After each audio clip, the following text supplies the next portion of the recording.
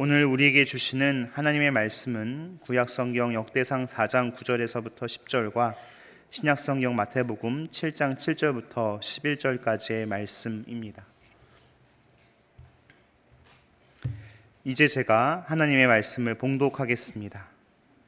야베스는 그의 형제보다 귀중한 자라. 그의 어머니가 이름하여 이르되 야베스라 하였으니 이는 내가 수고로이 낳았다 함이더라. 야베스가 이스라엘의 하나님께 아뢰어 이르되 주께서 내게 복을 주시려거든 나의 지역을 넓히시고 주의 손으로 나를 도우사 나로 환난을 벗어나 내게 근심이 없게 하옵소서 하였더니 하나님이 그가 구하는 것을 허락하셨더라. 구하라 그리하면 너희에게 주실 것이요 찾으라 그리하면 찾아낼 것이요 문을 두드리라 그리하면 너희에게 열릴 것이니 구하는 이마다 받을 것이요 찾는 이는 찾아낼 것이요 두드리는 이에게는 열릴 것이니라. 너희 중에 누가 아들이 떡을 달라 하는데 돌을 주며 생선을 달라 하는데 뱀을 줄 사람이 있겠느냐. 너희가 악한 자라도 좋은 것으로 자식에게 줄 알거든 하물며 하늘에 계신 너희 아버지께서 구하는 자에게 좋은 것으로 주시지 않겠느냐. 아멘. 사랑하는 성도 여러분, 여러분은 하나님께 거절을 당해보신 적 있으십니까? 우리는 하나님께 기도할 때마다 언제나 내가 원하는 대로만 응답을 받을 수는 없습니다. 때로 우리는 잘못된 것을 구할 수도 있기 때문에 우리는 필연적으로 하나님께 기도한 것을 응답받지 못하는 하나님의 거절을 경험하는 때가 있습니다. 여러분, 알라딘의 요술램프 아시죠? 요술램프의 주인이 램프를 문지르면 요정 지니가 나와서 묻습니다. 부르셨습니까, 주인님? 그러면서 주인이 요구하는 3가지 소원을 모두 들어주는데 그때 지니는 인간이 요구하는 바를 절대로 거절하지 않습니다. 지니는 거절을 못합니다. 그런데 그렇게 인간의 요구가 거절 없이 무조건적으로 이루어질 때 그 결과가 어떻죠? 선한 열매로 완결되기보다는 뭔가 또 다른 문제를 발생시키곤 합니다. 시편 139편 12절 말씀을 읽어드리겠습니다. 주에게는 흑암과 빛이 같음이니이다. 주에게는 흑암과 빛이 같음이니이다. 여러분, 우리는 밝음이 좋습니다. 어둠은 싫죠. 하나님께서 내 기도에 예스라고 하시면 좋겠고 노라고 안 된다고 하시면 섭섭합니다. 그런데 하나님께는 빛과 어둠이 같고 예스와 노가 같아서 하나님께서는 이 2가지를 가지고 우리를 인도하신다는 신비로운 말씀입니다. 우리는 하나님과 친밀한 관계를 원하지만 또 한편으로는 하나님께 거절당하고 상처받고 싶지는 않습니다. 그래서 여러분, 우리가 어떻게 하는지 아십니까? 나 자신도 모르게 점점 하나님께 구하지 않게 돼요. 하나님께 구한 것이 없기 때문에 거절당한 것도 없거든요. 적어도 하나님께 거절당한 섭섭함이 없을 때 그것을 하나님과의 친밀함이라고 착각하는 겁니다. 그런데 여러분, 부부가 각방을 쓰면서 서로 다툴 일도 없이 지내는 것이 과연 부부간의 친밀한 것일까요? 여기서 예외 조항을 붙이겠습니다. 연세가 많으신 부부들의 경우 각방을 쓰시는 게 서로의 사랑을 증진할 수도 있습니다. 어떻게 알았냐고요? 제가 신방을 가봤거든요. 근데 제가 목사로서 각방을 권할 수는 없습니다. 일반적인 경우 부부가 다툴지언정 한 방에서 한 침대를 쓰는 것이 친밀한 것일까요? 좀 티격태격할지언정 한 방에서 한 침대를 쓰면서 사는 것이 좀 친밀한 관계라고 할 수 있을 겁니다. 마찬가지로 하나님께 거절당하기 싫어서 기도하지 않고 살아가는 것은 그건 하나님과의 친밀한 관계를 누리는 거라고 할 수 없습니다. 오히려 하나님께 거절당할지언정 계속 기도하는 것을 멈추지 않는 것이 진정한 하나님과의 친밀함입니다. 그럼에도 불구하고 우리는 하나님께서 나의 간절한 소원을 들어주시지 않을 때, 또 그런 일들이 계속 반복될 때 점점 기도의 의욕을 상실하게 되죠. 그럴 때 우리는 어떻게 해야 될까요? 우리가 요즘 매일 새벽에는 열왕기 말씀을 듣고 있고 매주 수요일 오전에는 역대기 말씀을 듣고 있는데요. 이럴 수 있는 기회가 참 흔치 않은데 우리 하나님께서 정의 강단을 참 사랑하시는 것 같습니다. 신약 성경의 복음서가 마태, 마가, 누가, 요한 네 관점이 있듯이 구약 성경의 역사서는 두 가지 관점을 취하고 있습니다. 하나는 신명기적 관점의 역사서이고 또 다른 하나는 역대기적 관점의 역사서인데요. 신명기의 역사서는 여러분 잘 아시는 여호수아, 사사기, 사무엘서, 열왕기서이고요. 역대기의 역사서는 역대기, 에스라, 느헤미야입니다. 흥미로운 것은 신명기 역사가들의 기도의 신학과 역대기 역사가들의 기도의 신학이 각각 다르다는 점이에요. 여러분, 이번 기회에 이 두 역사적 관점의 기도의 신학이 어떻게 다른지 한번 잘 정리해 두십시오. 우리가 이걸 정리해 두지 않고 열왕기, 역대기 읽으면 하나님이 헷갈려. 하나님이 왜 여기서 이러다가 여기서는 이러실까? 하나님에 대해서 더 혼동이 오는데 각 역사적 관점이 기도의 신학이 다르다는 걸 오늘 확실히 정리해 드리겠습니다. 기도의 신학에는 세 가지 요소가 있는데요. 하나님 이미지, 인간의 이미지, 그리고 하나님과 인간의 관계성이에요. 그러면 신명기의 역사서의 기도의 신학은 무엇일까요? 첫 번째로 독자를 생각해야 됩니다. 신명기의 역사서를 지금 받아 읽는 독자들은 누구냐면 하나님의 율법을 지키지 않은 결과 바벨론의 포로로 붙잡혀간 이스라엘 백성들이에요. 그래서 그들에게는 하나님의 이미지가 공의의 하나님의 이미지로 나타날 수밖에 없어요. 뭔가 이들은 하나님께 잘못해서 포로로 잡혀갔잖아요. 거기엔 사랑을 부어주시기보다는 공의로 나타나셔서 돌이키게 해야 되잖아요. 그래서 신명기의 역사서의 하나님 이미지는 공의의 하나님인 겁니다. 하나님의 말씀에 순종하면 복을 주시지만 하나님의 말씀에 불순종하면 징계하시죠. 그러면 여기서 인간의 이미지는 무엇일까요?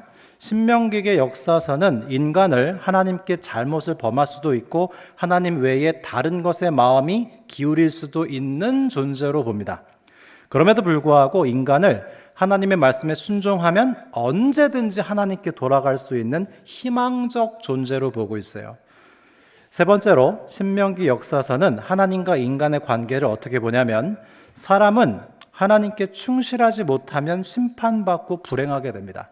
신명기의 역사서를 읽으면서 누군가 좀 불행하게 됐어요. 그 사람은 하나님께 뭔가 잘못해서 심판을 받은 거예요. 그렇게 서술을 합니다. 그러나 인간이 하나님께 회개하고 기도하면 하나님과의 관계를 회복할 수 있어요. 우리가 지난 2주 동안 본 솔로몬의 기도가 바로 신명기의 역사서의 기도였습니다. 솔로몬이 어떻게 기도했죠? 이스라엘 백성들이 적국의 포로로 붙잡혀 갔을 때 회개하고 성전을 향해 기도하면 본국으로 돌아갈 수 있게 해달라고 기도했죠. 정리하면 신명기의 역사서의 기도의 신학은 기도란 하나님께 기도하고 응답받으면서 은혜를 체험하는 통로입니다. 동시에 하나님과의 관계가 깨졌을 때 하나님과의 관계를 회복하는 수단이 기도예요. 이게 신명기의 역사서의 기도의 신학입니다. 그러면 역대기 역사서의 기도의 신학은 무엇일까요? 역시 첫 번째로 독자가 누군가 생각해 보겠습니다.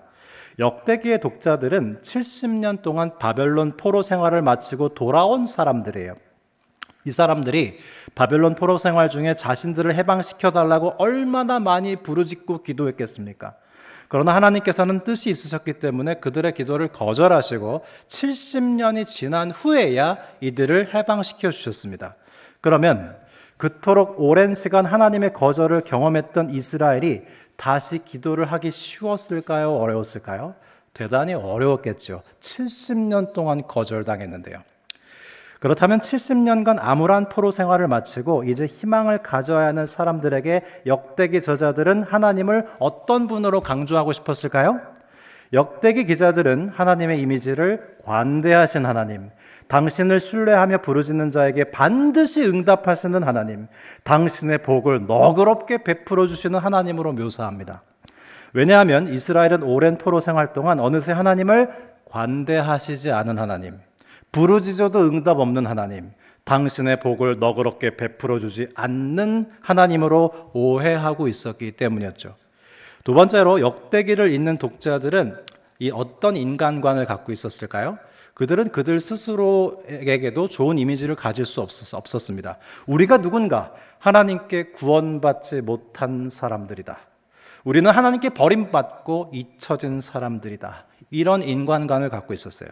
그래서 역대기 기자들은 이제 나라의 재건을 앞둔 이스라엘들이 다시금 간구하고 하나님의 응답을 경험할 수 있도록 하기 위해서 하나님은 너그럽게 축복하시는 분이라고 간구 기도를 격려하는 기도의 신학을 가졌습니다. 그 대표적인 기도문이 바로 오늘 우리가 찬양도 부르고 본문도 읽은 야베스의 기도입니다. 야베스의 기도는요, 이런 역대기의 기도의 신학을 가지고 봐야 이해할 수 있어요. 혹시 우리 성도님들 중에 오랜 고난과 환난 가운데 하나님께 잊혀졌다고 생각하시는 분 계십니까? 하나님은 나에게 관대하시지 않고 부르짖어도 응답하시지 않으며 당신의 복을 베풀어 주시는데 인색한 분이라고 오해하고 계시는 분 있으신지요? 그래서 기도가 꽉 막혀버렸다면 그런 분들은 신명기적 관점의 기도의 신학을 읽으시기보다는 역대기적 관점의 기도의 신학, 야베스의 기도 같은 본문을 읽으시면 위로를 받게 되실 거예요. 내가 하나님께 대해 서운한 게 많은데 신명기적 역사서로 가시면 안 돼요. 내가 서운한 게 많으면 역대기적 관점의 그런 기도문을 보시면 훨씬 위로가 되고 기도의 동기부여를 받을 수 있습니다. 역대기적 관점의 기도의 신학으로 오늘 본문 야베스의 기도를 보도록 하겠는데요. 여러분 야베스의 기도 많이 들어보셨죠? 오늘 본문 역대상 4장에서 야베스는 하나님께 4가지 축복을 간구하고 있습니다. 첫 번째, 주께서 제게 복을 주십시오. 개역 한글판은 내게 복에 복을 더하사라고 번역했고요. 두 번째, 나의 지역을 넓혀주십시오. 자신의 지역이 넓혀진다는 것은 이 포로 생활에서 돌아온 사람들에게 삶의 터전이 없었거든요. 생존할 수 있는 삶의 터전을 주십시오. 요즘 현대어로 번역하면 기회를 주십시오라고도 할 수 있겠습니다. 세 번째, 주의 손으로 나를 도우소서 그랬는데요. 구약 성경에서 하나님의 손은 하나님의 인도와 보호하심을 뜻해요. 그래서 하나님의 인도하심과 보호하심의 복을 주십시오 라고 기도한 것이고, 마지막 네 번째, 나로 환난을 벗어나 근심이 없게 해주십시오 라고 기도했습니다. 이 4가지 복은 따로 동떨어진 것이 아니라 유기적으로 하나로 연결될 수 있고요. 그래서 하나님께서 이 야베스의 간구 기도에 듣고 응답하셨고, 그 결과 야베스는 그의 형제들 중에 존귀한 자가 되었다는 내용입니다. 여러분, 우리가 언제 존귀해진다고요? 하나님께 기도하고 응답받고, 기도하고 응답받으면 우리는 존귀한 자가 되는 거예요. 그러면 야베스는 왜 이렇게 기도했을까요? 야베스의 어머니는 그를 수고로이 낳았기 때문에 그의 이름을 야베스라고 지었습니다. 야베스란 수고, 고통, 근심을 의미해요. 여러분 한번 생각해 보세요. 내 이름의 뜻이 고통이고 고생이고 수고라면 기분이 별로 좋지 않죠. 특히나 구약의 인물들은 이름이 곧 그 사람의 운명이 되곤 했습니다. 예를 들어서 창세기 35장에서 야곱의 아내 라헬이 베냐민을 출산하다가 그만 죽고 말죠. 앞으로 엄마 없이 살아가게 될 이 불쌍한 아이의 이름을 라헬은 베노니라고 짓습니다. 슬픔의 아들이라는 뜻이에요. 그러나 아버지 야곱은 그의 아들이 슬픔의 아들로 살아가기를 원치 않았기 때문에 오른손의 아들이라는 뜻의 베냐민으로 이름을 바꿔줍니다. 그 아이의 운명을 바꿔준 거예요. 그런데 이 야베스는 누구도 그의 이름을 바꾸어주지 않았습니다. 그래서 장성하기까지 그는 계속 고통이라는 이름으로 고생스러운 인생을 살아왔던 것 같습니다. 이는 마치 바벨론의 포로로 붙잡혀간 이스라엘 백성들이 포로로 살아갈 운명에 갇혀 있는 상태와도 같았어요. 아무도 그 운명을 바꿔주지 않았어요. 아무도 야베스라는 고통이라는 이름을 바꾸지 않아서 그 안에 갇혀 살았습니다. 그러나 야베스는 자신의 운명에 갇혀 체념하며 무기력하게 살아가지 않고 분연히 일어나서 기도하기 시작했습니다. 여러분, 우리가 기도할 때 하나님 앞에 넋두리 하기도 하고 하소연하기도 하고 신세한탄을 하기도 하죠. 다 좋습니다. 그게 다 기도 안에 포함되니까요. 그런데 여러분 하나만 기억하세요. 넋두리 해도 좋고 하소연해도 좋은데 기도의 방향은 나에게 향해서는 안 됩니다. 기도의 방향은 하나님을 향해야 돼요. 기도는 나를 바라보는 것이 아니라 하나님을 바라보는 것이기 때문입니다. 하나님을 바라본다는 것은요, 하나님께로부터 영향을 가장 많이 받는다는 뜻이에요. 바벨론 포로 생활에서 귀환한 이스라엘 백성들이 폐허가 된 이스라엘 고토에서 자신들을 바라보았을 때 희망은 없었습니다. 야베스 역시 고통이라는 이름을 달고 고생스러운 인생을 살아갈 자신만을 바라보았을 때 거기에 희망은 없었습니다. 그러나 하나님을 바라보면서 하나님으로부터 오는 영향을 받았을 때 비로소 그 동력으로 자신의 운명을 벗어나게 해달라는 기도를 드릴 수 있었던 것이죠. 10절 말씀을 보겠습니다. 야베스가 이스라엘의 하나님께 아뢰어 이르되 그랬어요.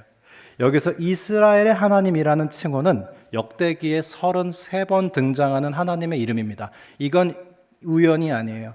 역대기 기자가 의도적으로 역대기에서는 여러 가지 하나님의 이름 중 이스라엘의 하나님이라는 이름을 33번 사용합니다.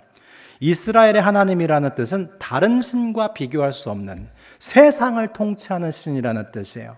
무려 70년간 바벨론의 포로로 붙잡혀 있던 야베스들이 다른 신과 비교할 수 없는 세상을 통치하시는 하나님을 바라보았을 때 그들은 비로소 희망을 가질 수 있었던 것입니다. 그래서 야베스는 4가지 은혜를 구하는데요. 축복, 번영, 보호, 안전을 하나님께 구해요. 그러자 하나님께서는 이 야베스의 기도에 대해서 야베스가 그런 복을 받을 자격이 있는 사람인지 아닌지 아무것도 묻지도 따지지도 않고 아무 조건 없이 응답해 주십니다. 즉 성경이 말씀해 주는 바는 하나님께서 은혜를 베푸실 때 그 대상과 방법과 때는 전적으로 하나님께 달려있다는 걸 보여주는 거예요. 성도 여러분, 기도는 우리에게 달린 것이 아니라 하나님께 달린 것입니다. 우리가 흔히 기도빨이 좋다는 말 하잖아요. 근데 사실은 우리의 기도빨이 좋은 게 아니고요. 하나님의 응답빨이 좋으신 겁니다. 정말 그래요. 기도 자체에 희망이 있는 게 아니고요. 기도를 들으시는 하나님께 희망이 있는 거예요. 그래서 야베스는 자신의 고통스러운 숙명에서 벗어날 수 있는 길이 자신에게 있지 아니하고 하나님께 있음을 신뢰하고 기도합니다. 역대상 4장 10절 말씀을 표준세 번역으로 다시 읽어드리겠습니다. 야베스가 이스라엘 하나님께 나에게 복에 복을 더하여 주시고 나의 영토를 넓혀 주시고 주의 손으로 나를 도우시어 불행을 막아 주시고 고통을 받지 않게 하여 주십시오 하고 간구하였더니 하나님께서 그가 간구한 것을 이루어 주셨다 그랬어요. 그러면 여러분, 야베스의 뜻이 하나님을 통해 이루어진 것입니까? 하나님의 뜻이 야베스의 기도를 통해 이루어진 것일까요? 하나님의 뜻이 야베스의 기도를 통해 이루어진 겁니다. 우리가 하나님께 기도할 때 하나님께서는 우리의 기도에 응답하심으로 당신의 뜻을 이루어 가세요. 그러니까 우리가 기도한다는 것은 하나님의 뜻에 동참하는 거예요. 내가 원하는 대로 되든 되지 않든 우리가 기도하면 우리는 어쨌든 하나님의 뜻에 동참하게 되는 거고 나의 기도는 하나님의 뜻이 이루어지는데 쓰임받는 겁니다. 영국에 P.T. 포사이스라고 하는 유명한 신학자가 있는데요. 그는 하나님의 뜻이 낮은 뜻과 높은 뜻이 있다고 했습니다. 그러면 왜 하나님은 낮은 뜻과 높은 뜻을 두셨을까요? 우리를 낮은 뜻에서 높은 뜻으로 인도하시기 위함이에요. 영국의 산업혁명이 일어났을 당시 많은 어린아이들이 어려운 가정 형편에서 태어났습니다. 내가 가난한 집에서 태어난 것은 일종의 숙명으로서 하나님의 뜻이 있죠.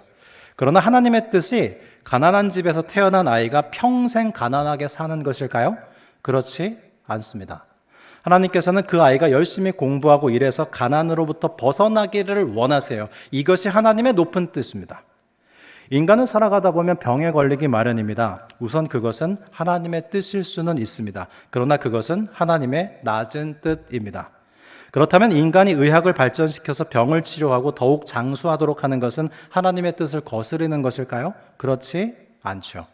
하나님께서 사람들에게 질병이 생기는 것을 허용하시는 이유는 그 질병에 저항하도록 하고 병을 이길 수 있는 의학을 개발하도록 하시기 위함입니다. 그것이 바로 하나님의 높은 뜻입니다.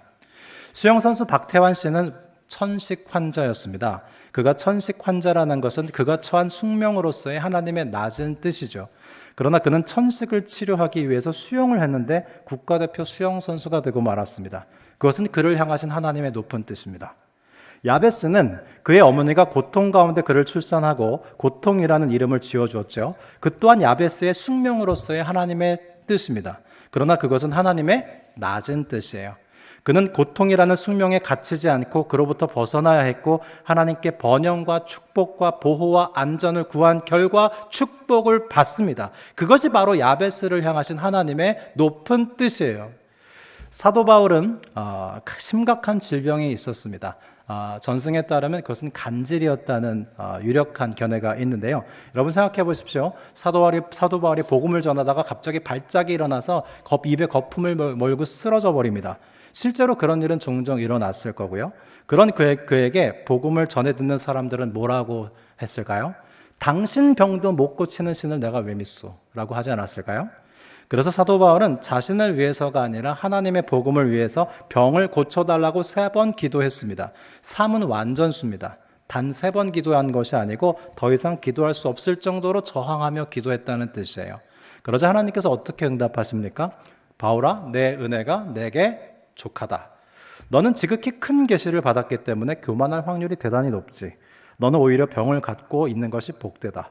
병이 있어서 너는 겸손할 수 있고 나를 더욱 의지하게 될 것인데 대신 내가 병을 고쳐주는 대신 의사 누가를 붙여주마. 그래서 사도 바울이 선교 여행 다니는 내내 의사 누가가 함께 붙어 다닙니다. 병을 고쳐주시기보다는 병으로 겸손하게 하시고 의사를 붙여주시는 것이 사도 바울을 향한 하나님의 높은 뜻이었습니다. 사랑하는 성도 여러분, 우리가 처한 현실은 대부분 불만족스러울 때가 많습니다. 경제는 언제나 어렵습니다. 몸이 아플 때가 있죠. 가정에 문제가 있습니다. 그 모든 일에는 하나님의 뜻이 있습니다. 그러나 그것은 낮은 뜻입니다. 하나님께서는 우리가 하나님의 낮은 뜻에 머물러 있기를 원치 않으십니다. 하나님은 우리에게 이렇게 속삭이실 겁니다. 내 사랑하는 아들, 딸들아, 너희가 처한 상황에 저항하며 나에게 기도하면서 상황을 이기고 나의 응답을 체험하며 나의 높은 뜻 가운데로 올라오거라. 사랑하는 여러분, 믿음은 결코 체념이 아닙니다. 그래서 기도는 본질상 저항의 성격을 지녀요. 반항이 아닙니다. 저항입니다. 예수님은 마가복음 7장에서 귀신 들린 딸을 고쳐달라고 애원하는 수로보니게 여인의 기도를 의도적으로 3번 거절하셨습니다. 왜냐하면 줄 게 있었거든요. 처음에는 침묵으로 무시하셨고, 두 번째는 나는 이방인들에게 보냄받았지 않았다고 아주 냉랭하게 거절하시고, 3번째는 자녀의 떡을 개들에게 던져줄 수 없다고 상처를 주셨습니다. 왜 그랬을까요? 여인의 믿음을 하나님의 낮은 뜻에서 높은 뜻으로 끌어올리기 위해서였습니다. 여인의 믿음을 더욱 격려하고 더 큰 선물을 선물해 주시기 위해서였어요. 여러분, 하나님은 그런 경우가 많습니다. 하나님의 응답이 왜 없는 것 같냐면 우리에게 안 주시려고 하기 때문이 아니라 더 주시기 위함일 때가 많아요. 아브라함은 이삭 아들 구했습니다. 하나님은요, 아들 하나 줄 하나님이 아니에요. 그로 하여금 믿음의 조상 되게 하시죠. 아들을 얻는 과정을 통해서. 그래서 25년이 필요했던 겁니다. 아들이야 금방 줄 수 있습니다. 그러나 아브라함이 믿음의 조상, 아브라함은 여러분 제2의 아담이거든요. 아담 실패했잖아요. 제2의 아담 세우는 게 아브라함이었어요. 근데 그가 믿음의 조상 되는 데 있어서 그의 믿음이 자라는 데는 25년이라는 시간이 필요했습니다. 그래서 이삭을 주시는데 25년이 걸린 것이 아니라 사실은 이삭을 얻는 과정에서 믿음이 25년 동안 자랄 필요가 있었기 때문이었어요. 하나님의 거절에는 이토록 심오한 뜻이 있습니다. 사실 하나님의 거절은 거절이 아닙니다. 우리가 구하지도 못했던 놀라운 것을 주시는 하나님의 비밀이 있어요. 왜 예수님께서는 겟세마네 동산에서 이 잔이 지나가게 해달라고 3번 간구하며 저항했을까요? 기도할 때 하나님께 반항이 아닌 저항을 하면서 할 수 없다. 나는 십자가에 죽을 숙명인가 보다 하는 체념으로 십자가에 달리시는 게 아니라 3번 저항하며 기도하면서 이 잔이 지나가게 해달라고 기도하신 결과 예수님은 담대하게 잔을 받을 수 있는 참된 순종에 다다를 수 있었기 때문입니다.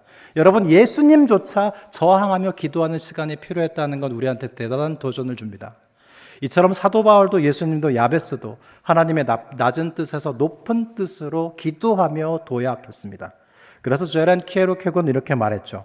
의로운 사람은 기도로 하나님과 싸워 이기며 하나님도 거기서 이기신다. 사랑하는 성도 여러분, 혹시 고난 상황 가운데 처해 계십니까? 질병에 걸리셨습니까? 하나님은 나에게 관대하시지 않고 부르짖어도 응답하시지 않는 것 같아서 더 이상 기도할 힘이 나시지 않습니까? 야베스처럼 하나님께 다시 한번 기도해 보시면 어떨까요? 인간의 역사가 면면이 흘러가는 현실 속에서 우리는 기도하고 응답받고 기도하고 응답받으면서 인간의 역사 위에 있는 하나님의 역사를 살아가게 되는 것입니다. 그런 가운데 우리는 우리가 처한 숙명에 수동적으로 갇혀 사는 것이 아니라 적극적이고 능동적으로 나를 향하신 하나님의 뜻을 수용하며 굴종이 아닌 참된 순종으로 낮은 뜻에서 벗어나서 하나님의 높은 뜻에 다다른 인생을 살게 되는 것입니다. 여러분, 우리가 기도를 통해 하나님께 이런 엄청난 보석 같은 초대를 받고 있습니다. 여러분, 다시 한번 야베스처럼 기도해 보시지 않겠습니까? 우리 하나님은 너그럽게 응답하시고 우리가 구하는 것 이상으로 귀한 것을 주시는 하나님이시기 때문입니다. 함께 야베스의 기도를 마음으로 한번 드려보겠습니다. 야베스가 이스라엘 하나님께 아뢰어 이르되 주께서 내게 복을 주시려거든 나의 지역을 넓히시고 주의 손으로 나를 도우사 나로 환난을 벗어나 내게 근심이 없게 하옵소서. 기도드리겠습니다. 하나님 아버지, 우리는 모든 면에서 궁핍하고 무능력하며 파산한 자들임을 고백합니다. 그러나 아버지께서는 은혜와 사랑이 많으시고 우리의 기도에 다양한 방식으로 응답하시며 우리에게 필요한 복을 너그럽게 베풀어 주시는 분이십니다. 원컨대 우리에게 복의 복을 더하여 주시고 주의 손으로 도우시어 불행을 막아주시며 고통을 받지 않게 하여 주옵소서. 우리가 다시 한번 기도를 시작할 수 있도록 도와주셔서 험한 인생길 안에서도 기도의 응답을 경험하며 풍성한 감사로 하나님의 역사를 살아가는 주의 자녀들 되게 하여 주옵소서.